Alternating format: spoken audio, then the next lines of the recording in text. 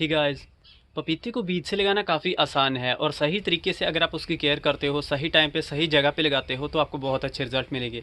जैसे कि आप यहाँ पे देख रहे हो, ये देखिए, ये पूरा पौधा जो है फ्रूट से भरा हुआ है। और सबसे बड़ी बात ये है कि मार्केट से फ्रूट लाके उसी का बीज निकाल के हमने इसको लगाया है। तो सही तरीके से अगर आप पौधे की केयर करते हो तो आपको बहुत अच्छे रिजल्ट मिलेंगे। तो इसकी कुछ बेसिक केयर है, चलिए हम उसको जान लेते हैं। देखिए, पपीते के पौधे की अगर आप सही तरीके से केयर करते हो, सही टाइम पे इसको लगाते हो तो आपको बहुत अच्छे रिज़ल्ट मिलेंगे। इवन आपको कुछ ऐसे रिज़ल्ट मिलेंगे, ये देखिए, ये पौधा जो है फ्रूट से देखिए पूरी तरह से भरा हुआ है। और इसमें देखिए ऊपर भी फूल भी आ रहे हैं। तो सबसे पहले शुरुआत हुई, देखिए हमने मार्केट से एक पपीते को लाया, उसका बीज निकाल के हमने इसको लगाया था। ये हाइब्रिड नहीं है, हमने मार्केट से फ्रूट ला के उसका बीज निकाल के इसको लगाया। और मई के दौरान हमने बीजों को लगाया था। तो बरसात की शुरुआत में हमने क्या किया, जुलाई में जैसे छोटे छोटे पौधे तैयार हुए तो एक पौधे को हमने यहाँ पे लगा दिया। हालांकि बरसात के दौरान पपीते को लगाने का सही टाइम नहीं है ट्रांसप्लांट करने का, क्योंकि बरसात में अगर पौधे की जड़ में पानी रुक जाए तो फंगस की वजह से पौधे सूख सकते हैं। तो सही तरीका यही है कि बरसात जैसे ख़त्म हो रही है उसी दौरान हमें प्लांटेशन करनी चाहिए पपीते की। लेकिन हमने इसको यहाँ पे लगाया।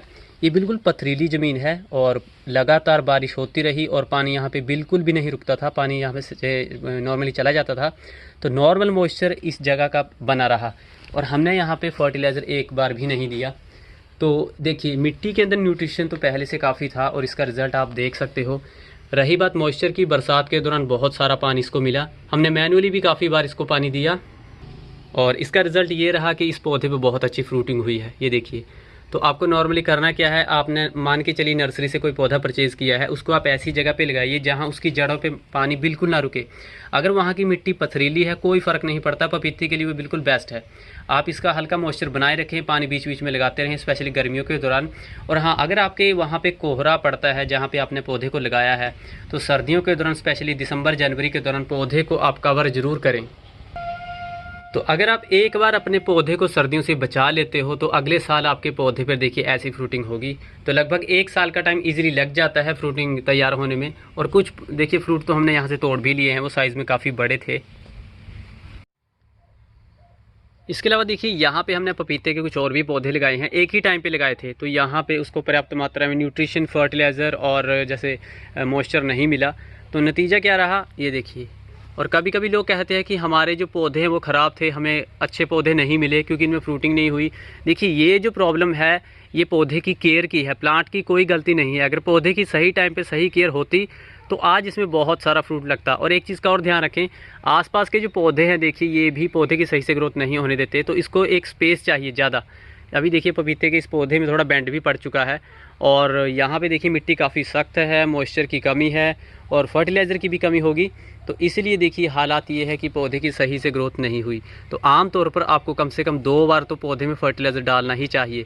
जैसे देखिए, शुरुआत में छोटा पौधा होता है तो आमतौर पर सिर्फ 1 किलो के आसपास ही गोबर खाद आप डाल दीजिए।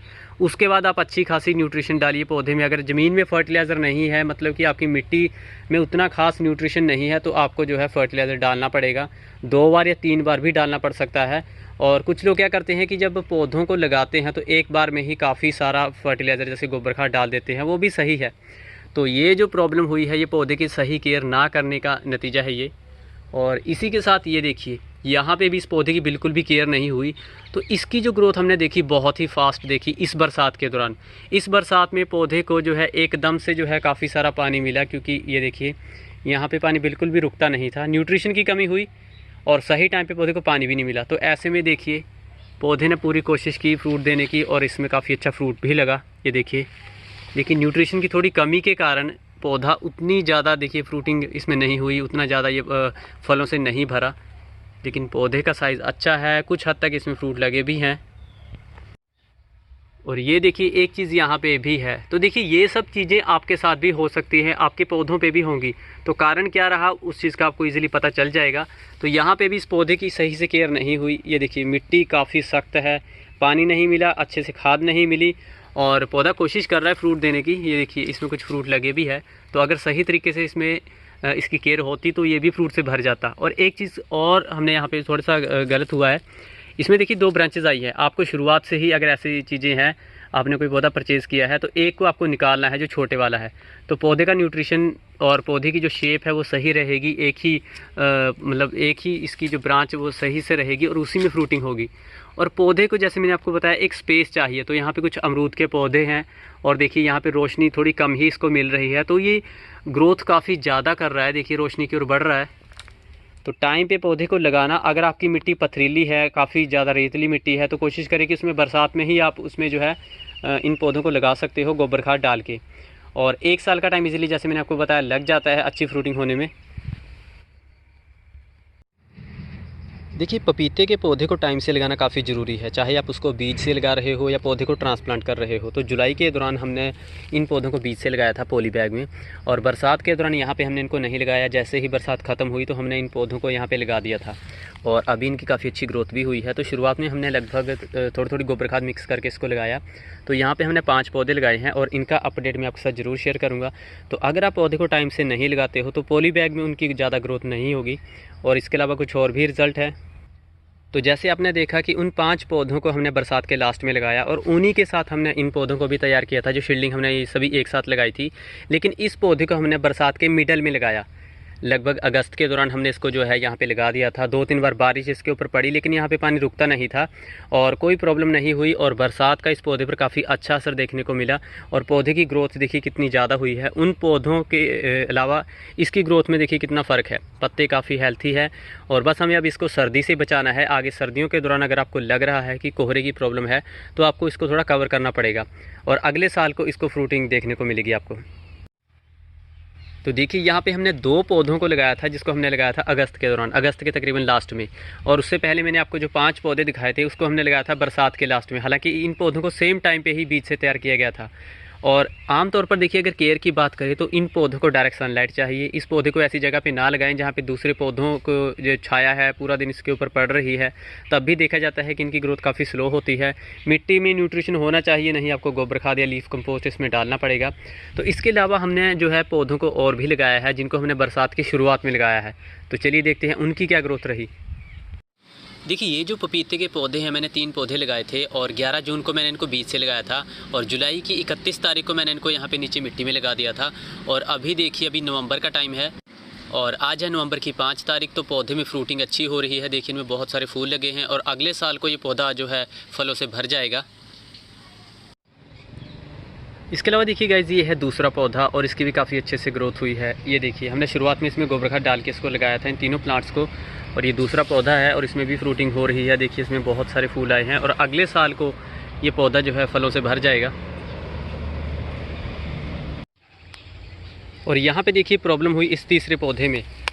देखिए यहाँ पे न्यूट्रिशन की तो कुछ खास कमी नहीं थी, लेकिन पानी की कमी हुई, और पानी की कमी के कारण पौधे की अच्छी ग्रोथ नहीं होती। और ये देखिए ये वहीं का वहीं है, और ज़्यादातर लोगों का जो है मानना यही होता है कि हमारे पौधे अच्छे नहीं हैं, उनकी ग्रोथ नहीं हुई। तो देखिए आपको अच्छे से केयर करनी है। अगर आप सही तरीके से पौधे की केयर करते हो तभी आपको अच्छे रिजल्ट मिलेंगे, और ऐसा ही कुछ यहाँ इस पौधे के साथ भी हुआ है। तो देखिए इस बार जो है हिमाचल में बहुत ज़्यादा बारिश हुई, और काफ़ी ज़्यादा नुकसान भी हुआ। तो बरसात में ही मैंने इस पौधे को यहाँ पे लगा दिया था, लेकिन कुछ खास प्रॉब्लम नहीं हुई, क्योंकि इसकी जड़ों में पानी बिल्कुल भी नहीं रुकता था। और इसकी ग्रोथ देखिए भी कितनी अच्छी है। लगभग 6 महीने का पौधा है ये, बीज से हमने जिसको लगाया अब तक लगभग 6 महीने हो चुके हैं। तो एक बार हमने इसमें गोबर खाद डाली है, मिट्टी भी काफ़ी अच्छी है, न्यूट्रिशन भरी है, और बस हम इसका हल्का मॉइस्चर ऐसे बनाए रखते हैं। तो फाइनल रिज़ल्ट ये है। अब लगभग 6 महीने के बाद और का टाइम है, और उसके बाद ये पौधा जो है अच्छा खासा फ्रूट देगा। सो गाइस नॉर्मली अगर हम बात करें तो मई, जून, जुलाई इन 3 महीनों में कभी भी आप बीज से इनको लगाइए। जैसे ही आपके पौधे तैयार हो जाएंगे, लगभग 1-1 फुट के हो जाएंगे, आप पॉली बैग में लगाइए शुरुआत में। उसके बाद आप इनको नीचे ज़मीन में लगा सकते हो उसके बाद सडनली। तो जैसे मैंने आपको बताया कि अगर आपकी जहाँ पे आप इनको लगाना चाहते हो वहाँ पे पानी रुक रहा है, बरसात का पानी खड़ा होता है वहाँ पे रुक जाता है, तब आपको पौधों को नहीं लगाना है, तब बरसात के बाद ही लगाना है। लेकिन अगर आप ऐसी मिट्टी है, रेतली मिट्टी है, और मतलब बहुत ज़्यादा पत्थर वगैरह है, तो ऐसे में आप खड्डा खोद लीजिए, बड़े बड़े पत्थरों को निकालिए, गोबर खाद मिट्टी डाल के बंद करके उस पौधे को आप लगा सकते हो। तब पौधे को बरसात का कोई भी मतलब प्रॉब्लम नहीं होगी। इसके अलावा सर्दियों से आप थोड़ा सा पौधे को बचाइए, और बस ये बेसिक केयर है, इसको कर लीजिए, तो आपके पौधे पर बहुत अच्छी फ्रूटिंग आपको देखने को मिलेगी। तो देखिए पपीते को बीज से कब और कैसे लगाएं इसके बारे में मैंने कंप्लीट वीडियो बनाई है, जिसका लिंक मैंने डिस्क्रिप्शन में डाल दिया है। तो हमने हाइब्रिड बीजों को भी लगाया है, देसी को भी लगाया है, और दोनों के बहुत अच्छे रिजल्ट रहे हैं। तो जैसे मैंने आपको बताया कि ये जो है ये देसी पपीता है, और हमने रेड लेडी हाइब्रिड पपीते को भी बीज से लगाया है। तो उन वीडियोज़ को आप जरूर देखें, और इस प्लांट से रिलेटेड फिर भी अगर आपका कोई क्वेश्चन हो तो मुझे कमेंट बॉक्स में ज़रूर बताएँ, और मिलते हैं नेक्स्ट वीडियो में। धन्यवाद।